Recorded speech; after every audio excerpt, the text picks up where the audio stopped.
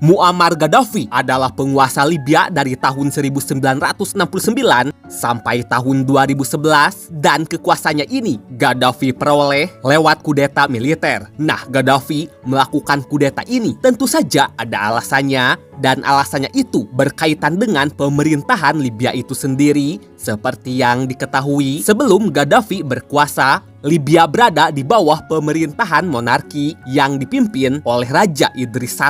Dan saat itu, meski Libya mulai menghasilkan pendapatan besar dari penjualan minyak, tidak semua kalangan merasakan manfaatnya, khususnya rakyat. Ya, sederhananya, kekayaan negara itu lebih banyak dinikmati oleh kaum elit saja. Dari sinilah kalangan militer muda dan kelompok nasionalis menilai bahwa kekayaan negara tidak dikelola dengan tepat sehingga kepentingan rakyat tidak terpenuhi. Selain itu, adanya pangkalan militer asing di wilayah Libya serta pemerintahan Raja Idris yang sangat dekat dengan negara-negara barat membuat kaum nasionalis tak suka. Dan hal ini pula yang turut menciptakan bibit kudeta semakin tumbuh kuat. Lama-kelamaan, Gaddafi bersama kelompok yang dikenal sebagai Gerakan Perwira Bebas meyakini bahwa Libya perlu terbebas dari sistem monarki dan membangun tatanan baru yang lebih revolusioner. Singkat cerita, pada 1 September 1969,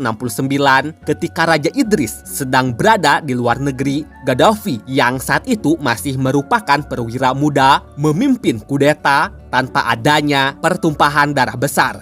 Kudeta ini sendiri berlangsung sangat cepat dan juga sangat efektif karena bisa dibilang Gaddafi dan kelompoknya tak mendapat perlawanan yang berarti. Singkat cerita, setelah kudeta ini berhasil menggulingkan monarki, Libya pun berubah menjadi republik dan semenjak saat itu, Libya berada di bawah kendali kelompok revolusioner yang dipimpin Gaddafi. Di sisi lain, meskipun Gaddafi tidak pernah secara resmi memakai gelar presiden, secara de facto Gaddafi lah pemegang kendali tertinggi atas politik, militer, dan arah kebijakan negara.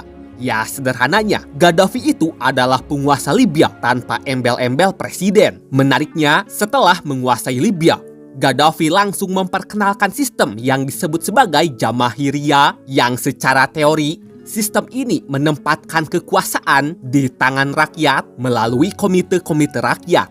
Namun, dalam praktiknya, kekuasaan tetap terpusat pada Gaddafi dan juga lingkaran dekatnya. Kemudian, selama masa pemerintahannya, Libya semakin memperoleh pendapatan besar dari sektor minyaknya. Lalu, berkat besarnya pendapatan negara, Gaddafi langsung menyediakan pendidikan dan layanan kesehatan gratis serta berbagai subsidi bagi masyarakat.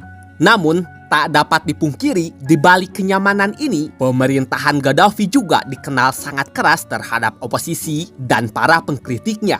Singkatnya, penindasan terhadap lawan politik, pembatasan kebebasan berekspresi, serta kontrol ketat terhadap apapun yang bersifat politik menjadi bagian dari wajah lain rezim Gaddafi. Waktu terus berlalu, kekuasaan Gaddafi yang telah dijaga selama ini harus menghadapi ganasnya perubahan zaman. Kala itu pada tahun 2011, dinamika politik kawasan Timur Tengah dan Afrika Utara berubah sangat drastis. Gelombang protes berskala besar yang dikenal sebagai Arab Spring menyebar ke berbagai negara Arab, termasuk Libya, yang salah satu tujuannya adalah mengganti rezim yang telah lama berkuasa. Terlepas dari itu semua, demonstrasi di Libya dimulai oleh para aktivis, keluarga tahanan politik, pengacara, dan sebagian rakyat yang tidak puas terhadap pemerintahan Gaddafi. Mereka yang demo menuntut pembebasan tahanan politik, reformasi sistem pemerintahan, dan perubahan kebijakan yang kerap menindas oposisi. Namun, pemerintah tak mendengarkan tuntutan mereka, dan aparat keamanan pun menindak keras para pendemo. Akibatnya, demo pun berubah menjadi konflik bersenjata, dan perang saudara pun tak bisa dihindari lagi. Bahkan tak butuh waktu lama, kelompok oposisi membentuk Dewan Transisi Nasional dan secara terang-terangan ingin menggulingkan Gaddafi. Nah, di tengah panasnya situasi di Libya, NATO muncul untuk memperkeruh suasana. Bisa dibilang, pada Maret 2011, NATO melakukan intervensi militer berdasarkan resolusi Dewan Keamanan Perserikatan Bangsa-Bangsa dengan alasan untuk melindungi warga sipil. Namun tak sedikit para analisis yang menilai intervensi ini demi kepentingan NATO atau negara-negara barat. Pada akhirnya, pengerahan militer ke Libya ini berhasil membantu pasukan oposisi dan melemahkan kekuatan militer Gaddafi agar pasukan oposisi mudah menggulingkannya. Singkat cerita, pada Agustus, berkat bantuan NATO, ibu kota Libya, Tripoli, jatuh ke tangan oposisi. Gaddafi mau tak mau memilih melarikan diri dan bersembunyi di kota kelahirannya, yaitu Sirte.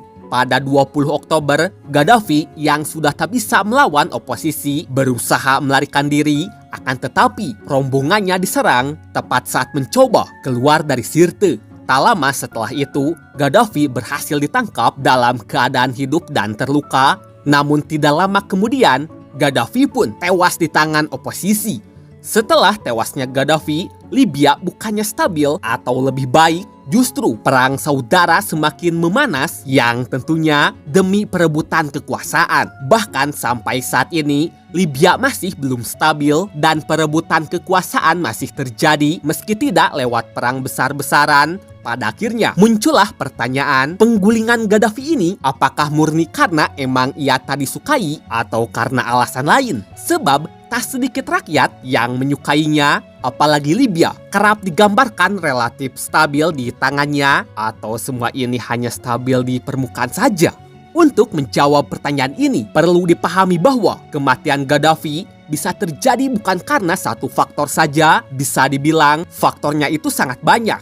Tapi jika disederhanakan, ada 3 faktor utama yang menyebabkan runtuhnya kekuasaan Gaddafi. Faktor pertama, stabilitas Libya itu ternyata semu. Tak bisa dipungkiri, selama puluhan tahun, Gaddafi emang memerintah secara otoriter, mulai dari oposisi yang terus ditekan, siapapun yang mengkritik akan berakhir di penjara atau hilang entah kemana, dan kekuasaannya itu sangat terpusat pada dirinya serta lingkaran kecilnya, yang dimana ini tak jauh beda dari monarki yang digulingkan Gaddafi. Namun pada saat yang sama, Libya juga relatif stabil, mulai dari pendidikan dan layanan kesehatan gratis, serta pendapatan per kapita negara itu sangatlah tinggi berkat penjualan minyaknya. Tapi sayangnya, yang merasakan kestabilan ini mayoritas itu hanya yang tinggal di kota-kota besar dan mendukung Gaddafi, sedangkan rakyat yang tinggal di pedesaan, yang tinggal di wilayah timur, kelompok oposisi, hingga kaum minoritas tidak bisa merasakannya. Itulah mengapa kestabilan era Gaddafi kerap dipandang semu, dan rakyat pun terpecah. Ada yang ingin Gaddafi tetap berkuasa dan ada pula yang ingin Gaddafi mundur. Faktor kedua, Arab Spring. Gelombang Arab Spring 2011 yang terjadi di banyak negara Arab juga merupakan faktor penentu yang memicu keberanian rakyat untuk menggulingkan penguasa lama dan menciptakan pemerintahan yang baru. Faktor ketiga yaitu NATO. Terlepas dari permasalahan di dalam negeri, NATO sebagai faktor eksternal juga memainkan peran besar. Singkatnya, tanpa adanya campur tangan pihak asing terutama NATO, sejumlah analisis berpendapat kekuasaan Gaddafi kemungkinan besar tidak akan runtuh, atau setidaknya runtuhnya itu tidak akan dalam waktu singkat. Bayangin aja, militer NATO berhasil menghancurkan berbagai infrastruktur militer pemerintah yang akibatnya pasukan oposisi mampu melawan pasukan pemerintah yang sudah dibuat pincang.